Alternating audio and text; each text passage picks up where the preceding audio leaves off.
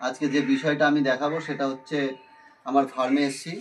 ফার্মে এসে যারা ট্রেনিং নিচ্ছে তাদেরকে দেখাবো রোগ সম্বন্ধে এবং কিভাবে ঝোলাতে হয়, কিভাবে যত্ন করতে হবে সিলিন্ডার, কিভাবে মাশরুম তুলতে হবে, কোন মাশরুমটা তোলার উপযুক্ত হয়েছে, এই রকম বেশ কিছু নিয়ে আজকে ক্লাস শুরু হবে।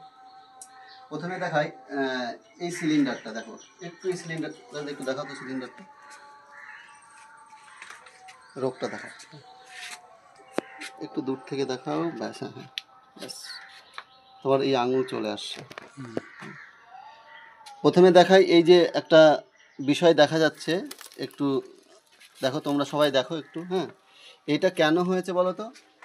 এইটা হয়েছে যদি তোমার খড় বা গমের ভুসিতে অতিরিক্ত জল থাকে, যে জলটা কালকে আমি যখন দেখাচ্ছিলাম সিলিন্ডার মানে খড় প্রস্তুত করা দেখাচ্ছিলাম, সেই খড় প্রস্তুতের জায়গাতে আমরা খড়টা দেখিয়েছিলাম যে চিপলে কোনো রকম এক ফোঁটাও জল পড়বে না, একদম গামছা চিপলে যেমন ভেজা থাকে, কোনো জল টপ টপ করে পড়ে না, ঠিক তেমন হবে সেই খড়ের অবস্থা।